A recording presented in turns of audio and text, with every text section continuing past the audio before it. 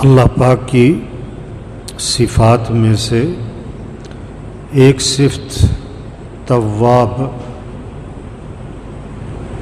اللہ پاک توبہ قبول کرنے والے ہیں۔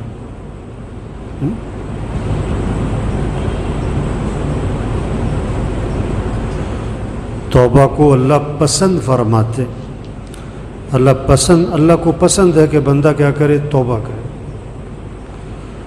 اللہ توبہ قبول کرنے والے ہیں، جگہ جگہ قرآن میں آتا ہے کہ وہ تواب ہے، توبہ قبول کرنے والا ہے۔ امت مذنبہ ورب غفور، یہ امت کیا ہے؟ گناہ گار، خطا کار، قصوروار، اور رب کیا ہے؟ مہربان،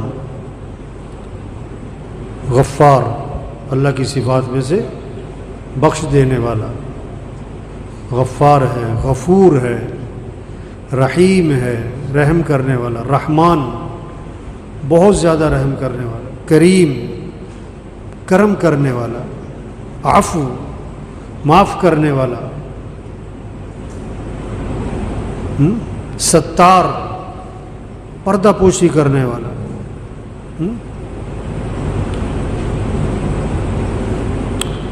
تو اللہ چاہتے ہیں کہ بندہ کیا کرے؟ توبہ کرے، توبہ کرے۔ جو پریشانیاں بھی اللہ بھیجتے ہیں بندے پر، وہ کس لیے؟ توبہ کرو، توبہ کرو۔ جتنی بھی پریشانیاں آتی ہیں اللہ چاہتے ہیں بندہ میری طرف رجوع کرے، میرے سامنے گڑ گڑائے، معافی مانگے۔ سب سے اونچا مہینہ رمضان، سب سے اونچی رات شب قدر۔ تو حضرت عائشہ رضی اللہ عنہا نے عرض کیا کہ اللہ کے رسول شب قدر میں کیا دعا مانگے؟ تو کیا فرمایا؟ کیا کہو؟ اللہم انک عفو تحب العفو فاعف عنی، اللہ تو معاف کرنے والا ہے، معافی کو پسند فرماتا ہے، مجھے کیا کر دے؟ معاف کر دے، معاف کر دے۔ اللہ سے معافی مانگے، استغفار کی کثرت۔ ہمارے مسئلوں کا حل کیا ہے؟ گھریلو مسئلوں کا حل استغفار ہے، کاروباری مسئلوں کا حل استغفار ہے، ملک کے مسائل کا حل استغفار ہے، عالمی مسائل کا حل استغفار ہے، چھوٹے بڑے مسائل کا حل، انفرادی اجتماعی مسائل کا حل استغفار ہے۔ اللہ سے معافی مانگنا، اللہ سے گناہوں پر کیا ہے؟ اللہ کے سامنے گناہوں پر، اپنے گناہوں پر گڑ گڑانا، رونا، معافی مانگنا، توبہ کرنا، یہ حل ہے۔ حدیث میں آتا ہے کہ جو استغفار کو لازم پکڑے گا، استغفار کو، حضور صلی اللہ علیہ وسلم فرما رہے ہیں سچوں کے سچے، پکی بات، 100% پتھر پر لکیر، اس سے بھی زیادہ مضبوط بات، کہ جو استغفار کو لازم پکڑے گا اللہ اس کے لیے ہر تنگی سے راستہ نکالے گا، پریشانیوں سے اللہ بچائے گا، اللہ وہاں سے رزق دے گا جہاں سے وہم و گمان نہیں، اللہ رزق دے گا۔ استغفار کریں، استغفار کی کثرت کریں۔ ہاں، اللہ قرآن میں فرماتے ہیں لولا تستغفرون اللہ لعلکم ترحمون، تم استغفار کیوں نہیں کرتے؟ کہ اگر تم استغفار کرو گے تو اللہ کی رحمتیں تم پر نازل ہوں گی، اللہ اپنی رحمت میں ڈھانپ لے گا، اللہ کی رحمتیں برسیں گی۔ استغفار کرو۔ فَقُلْتُ اسْتَغْفِرُوا رَبَّكُمْ إِنَّهُ كَانَ غَفَّارًا يُرْسِلِ السَّمَاءَ عَلَيْكُمْ مِدْرَارًا وَيُمْدِدْكُمْ بِأَمْوَالٍ وَبَنِينَ وَيَجْعَلْ لَكُمْ جَنَّاتٍ وَيَجْعَلْ لَكُمْ أَنْهَارًا۔ استغفار کرو تو کیا ہوگا؟ ایک تو اللہ گناہ معاف کر دیں گے، اور پھر اللہ بارشیں دیں گے، اور اللہ تمہاری مدد کریں گے، مال بھی دیں گے، مال، اولاد بھی دیں گے، بیٹے دیں گے، اور اللہ نہروں میں برکت دیں گے، باغات میں برکت دیں گے۔ یہ اللہ کے وعدے ہیں، یہ کس پر وعدے ہیں؟ ڈگریوں پر، عہدوں پر، ہاں؟ کارخانے بنانے پر، ملیں لگانے پر نہیں، اللہ کے وعدے ہیں کس پر؟ استغفار پر، کہ اللہ سے معافی مانگو، اپنے گناہوں کو اللہ کے سامنے رکھو کہ اللہ میرے سے یہ غلطی ہوئی مجھے معاف کر دے، یہ غلطی ہوئی مجھے معاف کر دے، اللہ یہ میرے سے غلطی ہوئی مجھے معاف کر دے۔ تو اللہ کے وعدے ہیں استغفار پر۔ اور کتنی زبردست بات قرآن پاک میں، وَمَا كَانَ اللَّهُ لِيُعَذِّبَهُمْ وَأَنْتَ فِيهِمْ وَمَا كَانَ اللَّهُ مُعَذِّبَهُمْ وَهُمْ يَسْتَغْفِرُونَ، کہ اللہ فرما رہے ہیں اے محمد صلی اللہ علیہ وسلم، جب تک آپ ان میں موجود ہیں ان پر عذاب نہیں آئے گا۔ آپ کی برکت سے، آپ کے وجود کی برکت سے ان پر عذاب نہیں آئے گا، کیسے گناہ کر لیں۔ اور اگر آپ چلے گئے نا تو جب تک یہ استغفار کرتے رہیں گے، معافی مانگتے رہیں گے، ان پر عذاب نہیں آئے گا۔ جب تک یہ استغفار کرتے رہیں گے، استغفار کی برکت سے عذاب ٹل جاتے ہیں، استغفار کی برکت سے عذاب ٹل جاتے ہیں، آئے ہوئے عذاب ٹل جاتے ہیں، مصیبتیں ٹل جاتی ہیں۔ یہ بات سمجھیں، یہ بات سمجھائیں۔ ہمارے مسئلوں کا حل حکومتوں کا بدلنا نہیں ہے، ہمارے مسئلوں کا حل مال کی کثرت نہیں ہے، ہمارے مسئلوں کا حل اسباب کی کثرت نہیں ہے، ہمارے مسئلوں کا حل استغفار ہے، اللہ سے معافی مانگنا ہے، اللہ کے سامنے گڑ گڑانا ہے، اللہ کے سامنے رونا ہے، اللہ کے سامنے تضرع زاری کرنا ہے۔ ہاں، یہ ہمارے مسئلوں کا حل ہے، چھوٹے بڑے مسئلوں کا حل، انفرادی اجتماعی مسئلوں کا حل، غریبوں کے مالداروں کے مسئلوں کا حل، عوام کے حکمرانوں کے مسئلوں کا حل استغفار۔ استغفار، اللہ سے معافی مانگیں، توبہ کریں، اللہ کے سامنے روئیں، اللہ کے سامنے گڑ گڑائیں، اپنے گناہوں کو چھوڑیں، جو غلطی ہوئی اس پر ندامت ہو، آئندہ اس گناہ سے بچنے کا عزم ہو، آئندہ اس گناہ سے بچنے کا کیا ہو؟ عزم ہو۔ ہاں، امام احمد بن حنبل رحمۃ اللہ علیہ کہیں سفر میں تھے، رات پڑ گئی، رات تو مسجد میں عشاء پڑھی تو سوچا کہ رات یہاں مسجد میں گزار لوں۔ مسجد والوں نے کہا بھی ہم نے مسجد بند کرنی ہے، سب باہر نکل جائیں۔ انہوں نے کہا بھی میں مسافر آدمی ہوں، رات گزارنی ہے۔ اپنا تعارف نہیں کروایا میں کون ہوں۔ انہوں نے کہا نہیں جی یہاں اجازت نہیں ہے۔ تو ایک آدمی وہ تندور پہ روٹی بناتا تھا، پکاتا تھا، تو اس نے دیکھا کہ کوئی بزرگ آدمی ہے، انہوں نے کہا آپ میرے ساتھ چلیں، میرے ساتھ رہیں آپ۔ وہ ساتھ لے گیا۔ اب اس کا چونکہ تندور کا کام آٹا گوندھ رہا ہے، استغفر اللہ استغفر اللہ استغفر اللہ، روٹی پکا رہا ہے، استغفر اللہ استغفر اللہ، اٹھ رہا ہے، بیٹھ رہا ہے، استغفر اللہ استغفار کی کثرت کر رہا ہے۔ اب امام صاحب بڑے حیران ہوئے کہ یہ بڑا عجیب آدمی، بہت استغفار کر رہا ہے، اس کی زبان پہ استغفار ہی استغفار۔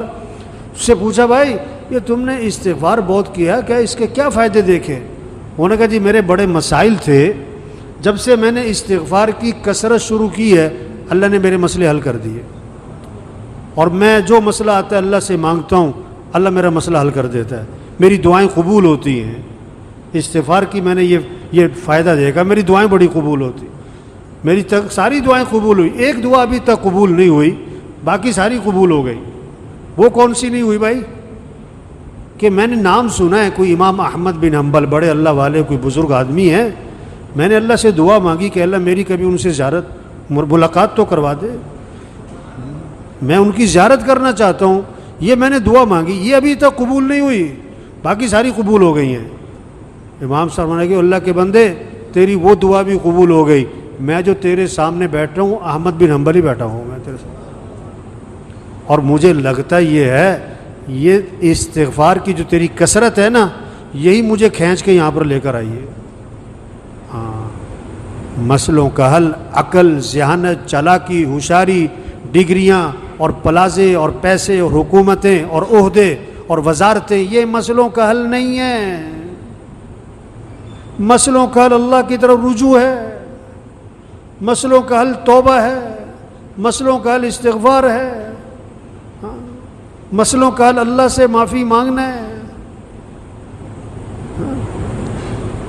استغفار کا مطلب پتہ کیا ہے؟ جب کوئی مسئلہ پھنستا ہے نا کسی کا، تو لوگ کہتے ہیں جی فلاں صاحب کو بیچ میں ڈالو، فلاں افسر صاحب کو، فلاں وزیر صاحب کو، فلاں چودھری صاحب کو، فلاں نمبردار صاحب کو بیچ میں ڈالو. استغفار کا مطلب پتہ کیا ہے؟ کہ اپنے مسائل کے حل کے لیے اللہ کو بیچ میں ڈال لو. کس کو بیچ میں ڈال لو؟ وہ اللہ کو ساتھ لو، اللہ مسئلے حل کرے گا. ہم اللہ کے بغیر کیسے مسئلے حل کر سکتے ہیں؟ ہم تو محتاج ہیں. بارش نہ ہو تو کیا کر لیں؟ بارش زیادہ ہو جائے تو کیا کر لیں؟ گرمی زیادہ ہو جائے تو ہم کچھ نہیں کر سکتے. سردی زیادہ ہو جائے تو ہم کیا کر سکتے؟ ہم تو کمزور ہیں، ہم تو بے بس ہیں. انسان کمزور، انسان ضعیف، انسان بے بس ہے. بڑے سے بڑا چودھری ہو، بڑے سے بڑا مالدار ہو، بڑے سے بڑا افسر ہو، پیٹ میں درد ہوتا ہے، سر میں درد ہوتا ہے، آنکھ میں درد ہوتا ہے، کان میں درد ہوتا ہے. بڑے سے بڑے چودھری صاحب، بڑے سے بڑے ڈاکٹر صاحب، بڑے سے بڑے افسر صاحب، بڑے سے بڑے جنرل کرنل صاحب، کیا پیٹ میں درد ہو گیا، کہ جی آنکھ میں درد ہو گیا، کہ جی کان میں درد ہو گیا، کہ جی پھوڑا نکل آیا، کہ پھنسی نکل آئی، کہ بخار ہو گیا، کہ نزلہ ہو گیا. یہ کیا ہے؟ اللہ اس پر اس کی بے بسی ظاہر کرتا ہے. تم کیا ہو؟ کچھ بھی نہیں، کچھ بھی نہیں. ہاں، مسئلے حل کرنے والا اللہ ہے، مسائل کو حل کرنے والا اللہ ہے. ہم اللہ کے محتاج ہیں. ہمارے گھر کے مسئلے اللہ حل کریں گے، ہمارے کاروباری مسئلے اللہ حل کریں گے، ہمارے ملک کے مسئلے اللہ حل کریں گے، عالمی مسائل اللہ حل کریں گے. ہم نہیں کر سکتے، ہم نہیں کر سکتے. ہم اللہ کو ساتھ لیں، اللہ کی مانیں، اور جو کمی کوتاہی ہو گئی اللہ سے معافی مانگ لو. کلکم خطاؤون وخیر الخطائین التوابون.